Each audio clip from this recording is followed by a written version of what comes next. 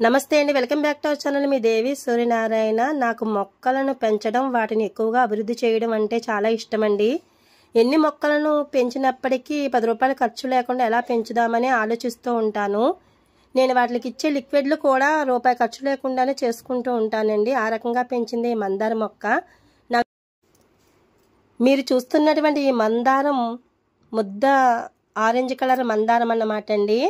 ఇది నాకు రూపాయి ఖర్చు లేకుండా నా గార్డెన్లోనే పెంచుకున్నాను. అది ఎలా అంటే, పోయిన శ్రావణ మాసంలో ఒక ఆంటీ నాకు స్టెమ్స్ ఇచ్చారు. ఆ స్టెమ్స్ అన్నింటినీ తీసుకొచ్చి కుండీలో కప్పెట్టానన్నమాట. అదృష్టవశాత్తు వర్షాలు ఎక్కువగా ఉండటం వల్ల నెల రోజులకే వేర్లు వచ్చి మొక్క బాగా అభివృద్ధి చెందింది.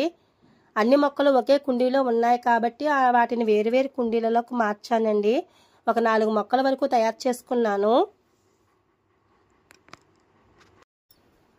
తయారు చేసుకున్నటువంటి 4 మొక్కలలో 2 మొక్కలు నేను ఉంచుకొని ఒక మొక్క అమ్మ వాళ్ళకి ఇచ్చి ఇంకొక మొక్క మా ఫ్రెండ్కి ఇచ్చానండి. అయితే ఈ మొక్క వేసిన తర్వాత 3 నెలల వయసు కానించి పువ్వులు పూయడం ప్రారంభించిందన్నమాట. 3 నెలలకి ఒక చిన్నపాటి మొక్క కాబట్టి దాని ఓపిక తగ్గట్టు 1-2 పువ్వులు పూసుకుంటూ వచ్చిందండి. ఇప్పుడు రథసప్తమి నాడు వీడియో తీసాను. ఇప్పటికి 6 నెలలు కావస్తుందన్నమాట. ఇప్పుడైతే పువ్వులు బాగా పూస్తుందండి.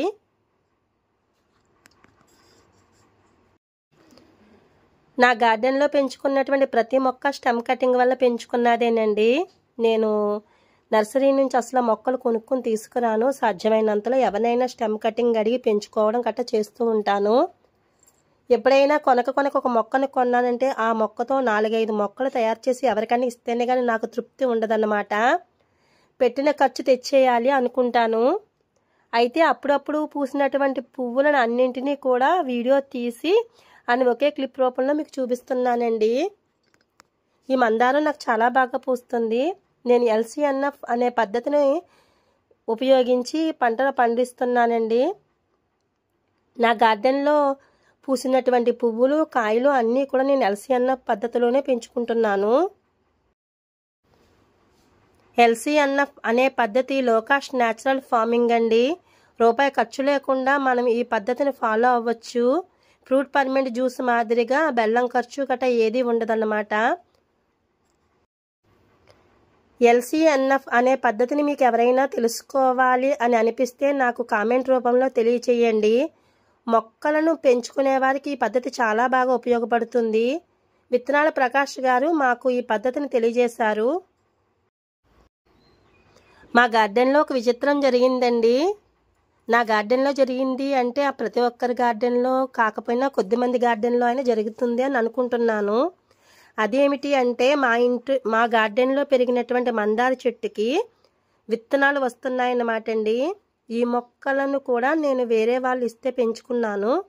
వాళ్ళ మొక్క తీసి పడసేస్తే ఆ మొక్కను తెచ్చుకుని ఆ మొక్కకున్నటువంటి కొమ్మలను కట్ చేసుకుని పెట్టుకోవటం వల్ల నాకు 3 మందార మొక్కలు తయారయ్యాయండి.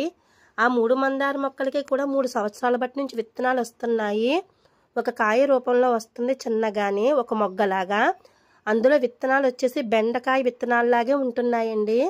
అయితే 2 సంవత్సరాల బట్టి నుంచి విత్తనాలు తీసి పడేసాను, కానీ ఎలకలు దాన్ని దొలిచేయటం వల్ల మొక్కలు అయితే రాలేదండి. ఇప్పుడు ఏదైనా చేసి చూడాలి మొక్కలు వస్తాయో లేదో.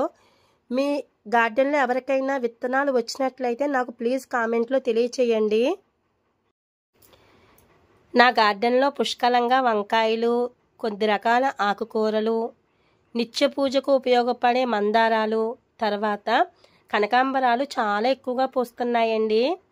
ఇదివరకైతే చామంతులు ఎక్కువగా పూసేవి. నా వీడియోస్ ఒకసారి చూడండి, మీకు తెలుస్తుంది.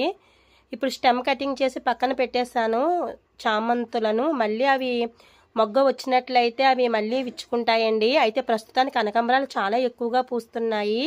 ఇదంతా పూర్తి LCNF పద్ధతిలోనే సాధ్యమవుతుందండి. మీకు ఎవరికైనా ఆసక్తిగా ఉన్నట్లయితే ప్లీజ్ కామెంట్ చేయండి. వంకాయలు, టమాటాలు కూరకైతే ఎక్కువగానే వస్తున్నాయండి. నేను వండుకోగా ఎవరికైనా పంచిపెడుతూ కూడా ఉన్నాను.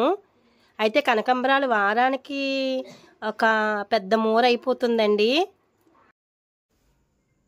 నా వీడియోస్ చాలా న్యాచురల్గా ఉంటాయండి. మీరు ఈ వీడియో చూసిన తర్వాత నా వీడియోని లైక్ చేసి, షేర్ చేసి, సబ్స్క్రైబ్ చేసుకోండి.